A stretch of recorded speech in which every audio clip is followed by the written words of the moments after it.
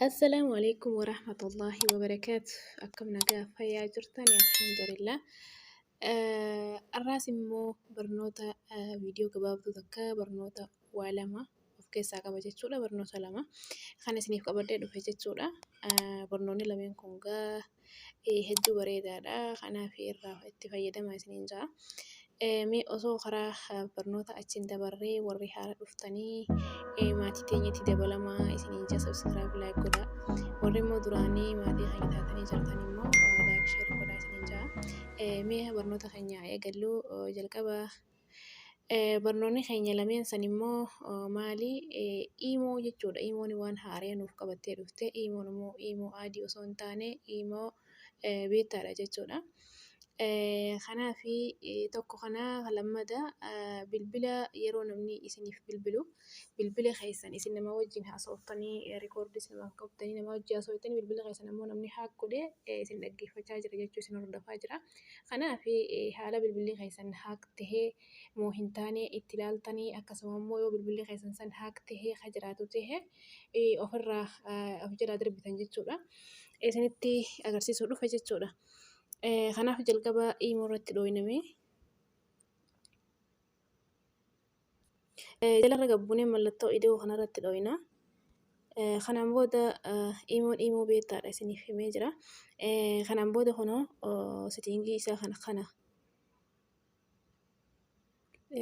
isa kana ni agartan barreeffama isaa takka lama gatan bistanii isa sadaffaa jiru jechuudha. Ammoo olitti takka lama sadii afur waan biftanii isa shanaffaa jiru jechuudha.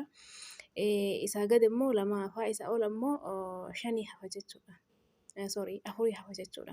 Kanaaf barreeffama kanarratti kan inni roofe isinitti agarsiisu kanarratti dhooytan jechuudha. Eega kanarratti dhooytan kunoo kana bikki kuni yoo akkanatti amma on tahee jiraame akkaan ammoo on godhatee jira yoo kanatti oof tahee ka jiraatu tahee on godhatan jechuudha. Kanatti on godhatanii maaliifi yeroo namni isinitti bilbilu kun akkuma asirratti agartan kana kun wal fakkeenya akkanaati jechuudha. Piroofaayila nama saniitiif nama isinii bilbilisanii isin waan aappii feetan keessa piroofaayila feetan keessa yoo jiraattan immoo yeroo namni isinii bilbilee bilbila nama saniitii fi maqaa nama saniitii fi risaalaa namni sun isinii ergee akkasuma piroofaayilii nama sanii kun gubbaa kanarratti bakkuma isin jira jechuudha.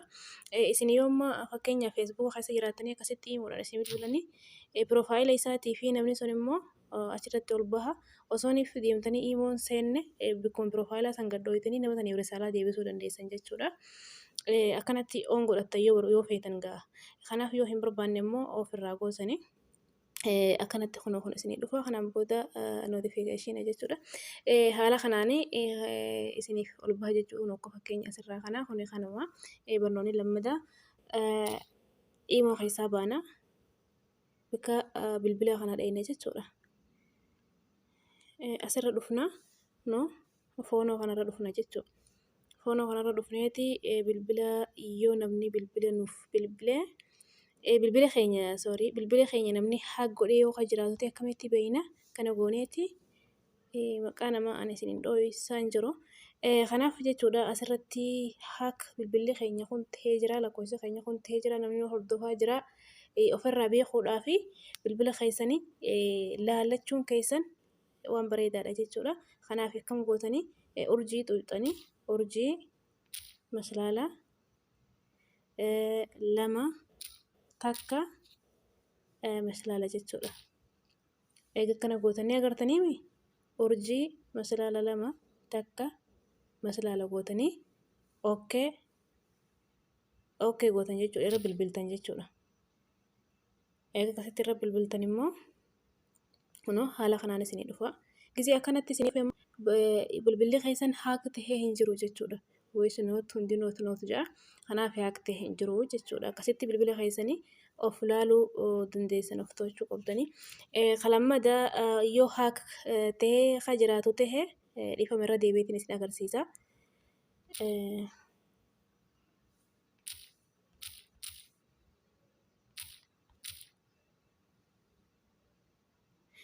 Gizee akkanatti isin dhufe immoo yoo akkanatti ka jiraatu tahee namni bilbila keessan immoo haak tahee hin jiru jechuudha. Namni isin hordofaa hin jiru. yoo kanatti hundi isaa nootii jiraate jechuudha.